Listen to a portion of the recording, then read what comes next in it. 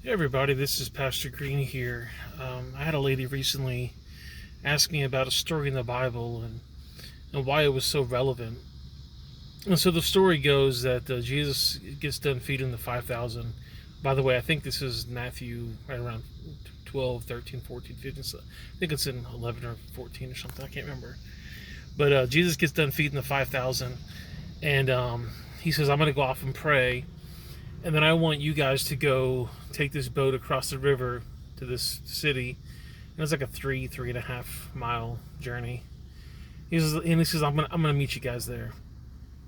Now, the interesting thing about this is the only really way to get there is to walk around this water or take a boat there. So they're kind of confused on how Jesus is going to meet them there, but this is okay.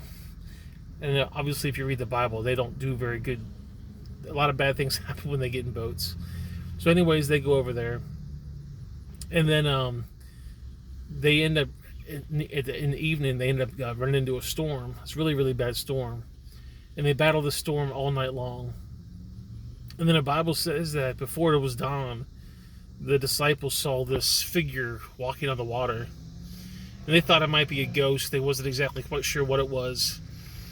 And I think Mark makes a comment that this form's going to just walk right past them. Well, Peter is in the boat and he sees this figure and he says, "I think that's Jesus." And so he tells the figure, he calls out and says, "If you're Jesus, call me out to you and I'll walk on the water and meet you." And it is Jesus, and Jesus says, basically, come on out here and meet with me. And then Peter gets out of the boat and he starts walking towards Jesus, walking on the water. And kind of starts looking around and he sees the storm and the waves, and he starts doubting. And at that moment, he sinks like a rock in the water. And Jesus bends down in the water, pulls him out, and he says, why did you lose faith, or something in that aspect.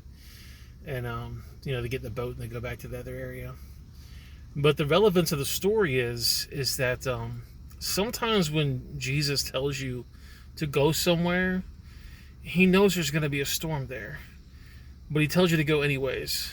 And sometimes going through the storm is what basically strengthens your faith.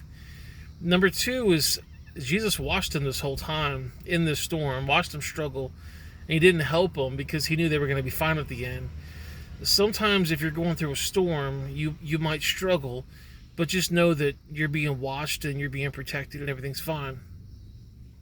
Secondly, Peter walks on the water, which is a miraculous thing, and basically says that if you have enough faith, you could do almost anything.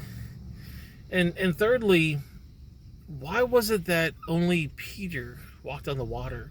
The other 11 disciples didn't walk on the water. They didn't get out of the boat. I want to be like Peter. I want to be one of those guys that gets out even though I think it's impossible, because I want to follow Jesus. I don't want to be like those people that stay in the boat and are afraid. And those are just some interesting things I think that I get from that story. Sometimes Jesus calls you to go into some place that there's going to be a storm, and that's for your benefit. That's not Jesus leaving you or doing something wrong. That's for your benefit, that in going through this storm, you're going to do something.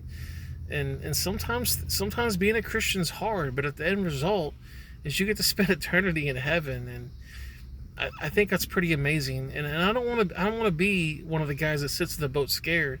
I want to be one of those guys that gets out no matter what the circumstances, and I follow Jesus. Anyways, guys, if you can comment below and tell me what you guys think, I really appreciate that. And I'll see you guys in the next video. Have a great day.